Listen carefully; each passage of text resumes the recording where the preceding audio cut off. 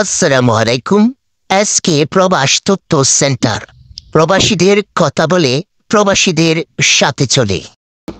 নির্ধারিত সময়ের মধ্যে মালয়েশিয়ায় যেতে না পারা কর্মীদের দেশটিতে প্রবেশের বিষয়ে কোনো সুখবর দেননি ঢাকায় নিযুক্ত মালয়েশিয়ার হাইকমিশনার হাসনা মোহাম্মদ হাশিমি। তিনি বলেছেন, মালয়েশিয়া সরকার বেঁধে দেওয়া সময়ের বিষয়ে কটু। গত বুধবার ৫ জুন প্রবাসী কল্যাণ ও বৈদেশিক কর্মসংস্থান প্রতিমন্ত্রী শফিকুর রহমান চৌধুরীর সঙ্গে বৈঠক শেষে সাংবাদিকদের মুখোমুখি হয়ে এই কথা বলেন হাইকমিশনার হাসনা মোহাম্মদ হাশিম। বলেন, আমরা ইতিমধ্যে ঘোষণা করেছি, একটা নির্দিষ্ট ডেডলাইনের মধ্যে বিষয়টি বেঁধে দিয়েছিলাম, যা ৩১ মে ছিল, কারণ আমরা ১৫টি উৎস দেশের জন্য সময়সীমা প্রয়োগের বিষয়ে অভিন্নতা নিশ্চিত করতে চাই। এটি শুধু বাংলাদেশের জন্য প্রযোজ্য নয়, ১৫টি উৎস দেশের জন্য প্রযোজ্য। তিনি বলেন, আমাদের নতুন করে পুনর্বিবেচনা করতে গেলে ১৫টি উৎস দেশের জন্য এটা করতে হবে।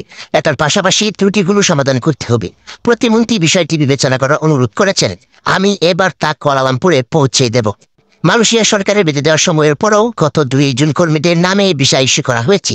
এ বিষয়ে দৃষ্টি আকর্ষণ করলে হাইকমিশনার বলেন, এ তথ্য সঠিক নয়। মালয়েশিয়া সরকার সময়সীমার ব্যাপারে কঠোর। মালয়েশিয়া যাওয়া কর্মীরা কাজ না পাওয়া বিষয়ে করা প্রশ্নের জবাবে তিনি বলেন, এ বিষয়ে মালয়েশিয়া সরকার দেখবে। এর বেশি কিছু আমি এখন বলতে চাই। এই ছিল এসকে প্রবাস তথ্য সেন্টারের সর্বশেষ আপডেট। পরবর্তী আপডেট পেতে চাইলে সঙ্গে থাকুন। ধন্যবাদ।